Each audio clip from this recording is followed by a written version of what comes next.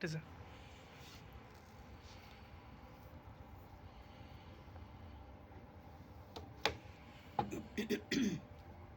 नमस्कार। आज जब चकाचौंध भरी दुनिया में सब कुछ खोता जा रहा है और ख़ास करके रील वाली दुनिया में जब आदमी स्क्रॉल करता चला जाता है, जहाँ 8 सेकंड भी नहीं टिक पाता है, ऐसी दुनिया में किसी नई पुस्तक का आना और उस पर चर्चा करना एक नई अनुभूति देता है। और ऐसी एक किताब हमारे सामने आ रही है जो आपको रील की दुनिया से बाहर निकाल करके और एक ऐसी दुनिया में ले जाएगा जिसकी जानकारी इकट्ठे करने में पता नहीं लेखक को कितने वर्ष लगे होंगे, और शायद आपके स्क्रॉल वाली दुनिया में आप इसे ढूंढ भी ना पाए। ऐसी ही किताब है गोंड आदिवासी लोक कला और चित्रकला, और इसकी लेखिका हैं कुसुमलता सिंह जी जो हमारे साथ हैं। मैम, आज जब कुछ भी टिक नहीं रहा है, जी। ऐसे में आपने किताब जो है गोंड आदिवासी लोक कला और चित्रकला ला करके और दर्शकों और पाठकों को टिका रहे हैं।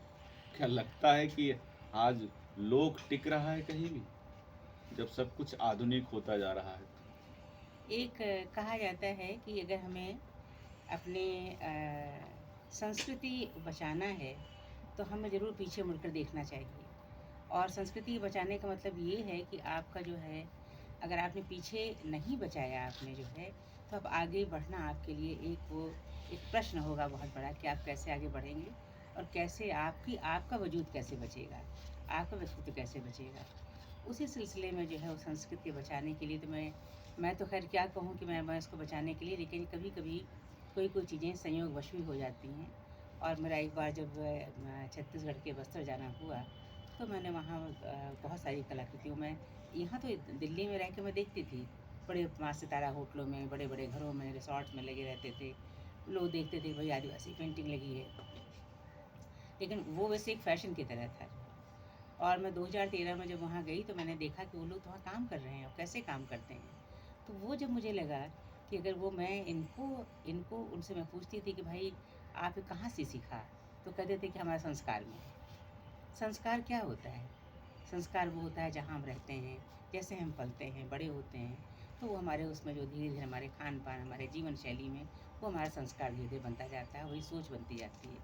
तो वो मैंने देखा कि अब इनके साथ मुझे रहना है, इनके साथ नज़दीक जाके मैं देखूँ कि आखिर किस संस्कार की बात करते हैं ये। और इनके साथ में इस किताब में मैंने 25 जो है ऐसे गोंड कलाकारों को जो जो घर बैठ कर के जो काम कर रहे हैं, इसके लिए मैं भोपाल गई, वहाँ के भारत भवन में मैं गई, उनके साथ में घरों में उनके रही, उनके साथ मैंने लंबी-लंबी यात्राएँ की। कई-कई दिनों तक उनके साथ रह के मैंने देखा कि आखिर वो कैसे रंगों का उनका मिलान, सोच कैसे है, कैसे सोचते हैं किसी चीज़ को जो है वो कोई चित्र बनाने से पहले, और क्या बनाते हैं, आखिर इन चित्रों में क्या है जो हमें इतना वो आकर्षित करता है। तब मैं आपको जी, सबसे ज़्यादा जो आकर्षित करने वाली चीज़ रही जी, गोंड जाति की जी, प्रति जो लगाव जब जी। आपका हुआ, तो उसमें आपने सबसे पहले क्या देखा? अलग मैंने ये दूसरे देखा कि आदिवासी जातियों का अभी आपने अध्ययन किया था या सिर्फ गोंड नहीं, जाति हमारे में? यहाँ मैं बताना चाहूँगी कि हमारे यहाँ भील आदिवासी सबसे ज़्यादा हैं, संख्या में बहुसंख्यक संख्या में वो, और उसके बाद गोंड हैं, जो कि छत्तीसगढ़ और उड़ीसा और मध्य प्रदेश और इन जगहों पे माटला, अमरकंटक इसके आस-पास आपको मिलेंगे। बा कुछ यूँ था कि मैं जितने लोगों से मिली और यहाँ से मैं देखती थी कि गोंड कला के प्रति लोगों का बड़ा आकर्षण रहा करता था। तो मैंने इसलिए मैं जानना चाहा कि गोंड में ऐसी क्या ख़ास बात है? आपको बहुत कुछ सिमिलैरिटी समानता मिलेगी आदिवासी चित्रों में, लेकिन जिस तरीके से इन्होंने ये अपनी जो है लोकगीत, लोक परंपरा, अपने जो इनके जो त्योहार, अपने इनकी इनके रोज़ बरोज़ का इनके जीवन शैली में ये जो भित्ति चित्र कलाएँ हैं, जो जिसे हम रंगोली आप कहते हैं, लेकिन वो महाराष्ट्र में कही जाती है। ये लोग भित्ति चित्र यानी कि दीवालों पे जो चित्र बनते थे, उससे जोड़ कर के जब उनको मैंने देखा, तो देखा कि ये उन चित्रों में ये सब कुछ लाना चाहते हैं, और उसमें वो इन्हीं के चित्रों में जो है आपको मिलेगा कि वो एक कछुए के ऊपर जो है वासुकी बैठा हुआ है। हम भी वैसा जानते हैं, और उसी तरीके से उस अपनी संस्कृति को, अपनी परंपरा को जैसे अपने चित्रों में दर्शाते हैं, इसने मुझे बहुत आकर्षित किया। ये हजार किताबें होती हैं, एक चित्र होता है, शायद वो एक दूसरे को बराबर कर देते हैं।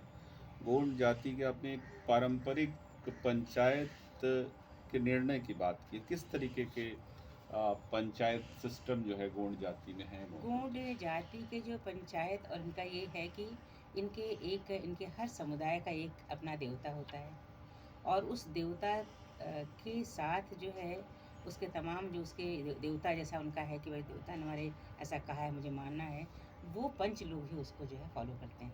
तो इनकी पंचायत जिसे कहते हैं कि उनके उनके यहाँ कोई ऐसा कोई ये पहले, अब तो ये मूर्ति पूजन में आप देखेंगे फैशन के अनुसार धीरे धीरे वो करते हैं, लेकिन उनके यहाँ क्या है, उनके यहाँ अपने पुरखों की पूजा होती है। तो उन पुरखों का जो जो जो उनका जो एक उनका स्थायित्व जो उनके जीवन में रहता है, वो इनके जो है पंच परमेश्वर जिनके हैं। सबसे ज़्यादा किस त्योहार ने आपको आकर्षित किया? क्योंकि आपने नैतिक मूल्य की चर्चा की है उनके इनके त्योहारों सबसे में। ज़्यादा इनके त्योहार नवाखानी, जो हमारे यहाँ जो पंजाबियों में कहा जाता है कि भाई ये बैसाखी की तरह से करते हैं। नए अन्न आने की जो खुशी है वो इनके यहाँ सबसे जिस तरीके से ये लेते हैं, क्योंकि प्रकृति के पुजारी हैं और प्रकृति इनके इनके चित्रों में आपको दिखाई देगी। प्रकृति से जो ये अन्न उपजा करके या उससे जो है जो जो भी इनके उनको मिल जो देती है प्रकृति उनको, इसलिए उसको उनको लगता है कि सब कुछ हमारा है। तो नवाखानी इनका एक त्योहार जो है बहुत गोंड कला में जो है रंगों का बड़ा महत्व है। तो जी। सबसे ज़्यादा आपने देखे कि कौन से रंग का इस्तेमाल हुआ है? रंगों में ऐसे तो इनके रंगों में जितने प्रकृति में आपको रंग मिलेंगे वो सब हैं। पहले ये प्राकृतिक रंग बनाया करते थे खुद ब खुद ही, चूरे से, लकड़ी से, मिट्टी से और गेरू से। धीरे धीरे जो इनको ये तमाम और रंग मिलने लगे तो उन्होंने ज़रूर उसको मिला करके कई रंगों का निर्माण किया। लेकिन पहले इनके रंगों में जो है जो चटक रंग होते थे वो आते थे और उसके बाद गेरू के रंग आते थे। बाद में इन्होंने जो है तमाम रंगों को करके अब तो ये कुछ इसमें जो है ऐसे प्रयोग कर रहे हैं जिसमें कि सफ़ेद और काले रंग का भी प्रयोग कर रहे हैं और वो जो है इन्होंने एक नई एक शैली का विकास कर रहे हैं। आपने कई कलाकारों का जिक्र इसमें किया है। जी। कोई एक खास कलाकार जो बिल्कुल अलग हट के लगा, उनके बारे में जिक्र करना चाहिए? गोंड कला बहुत पुरानी, बहुत ये आदिम कला है, लेकिन इसका जो पुनः जो है आप इसको जिस रूप में देख रहे हैं, इसको लाने वाले और जे स्वामीनाथन जो एक तमिल कवि और वहाँ के थे रहने वाले और चित्रकार भी थे। वो एक बार जो है यहीं भोपाल में थे वो, और इन्होंने जो है एक घूमते-घामते ये पहुँचे तो वहाँ पे उन्होंने जिसका मैंने जी, जिक्र किया ज़िक्र आपने किया बताया। है कि वो जो है जनगढ़ सिंह श्याम एक किसान था, वो अपने घर के सामने बैठ के वो दीवार पर जब किसानी करके आया वो, अपनी सब चीज़ें रख कर के जो है औज़ार रख कर के वो बना रहा था चित्र। तो उन्हें लगा कि हाँ, ये जो है इसमें कुछ ऐसी ऐसी क्षमता है। तो एक सही गुरु को सही शिष्य वो मिले। तो जनगढ़ सिंह श्याम जो है उनका उसके बाद से उन्होंने इसको, हालाँकि उसकी उम्र बहुत लंबी नहीं थी और लंबी बहुत कम उम्र में वो जापान गए, अपने चित्रों को लेकर के वहीं उनकी मृत्यु हो गई। लेकिन उन्होंने जो है जनगढ़ श्याम के जो है बाद में उनके उनके परिवार में बहुत लोग बना रहे हैं, लेकिन उन्होंने इस कला को एक तरह से इसको स्थापित पुनः इसको स्थापित को जो है किया और उनके साथ-साथ जो है ये वो चली परंपरा और उसके बाद कई लोगों को हमारे यहाँ 2 लोगों को इसमें पद्मश्री भी मिला है, दुर्गा बाई श्याम को, बज्जू श्याम को, उन लोगों को पद्मश्री मिला। इसके साथ-साथ एक जिसका मैं ज़िक्र करना चाहूँगी वो द्वारिका परास्ते। द्वारका परास्ते है जिसने कि सबसे ज़्यादा जो है ऐसे और उसने मोटिवेट किया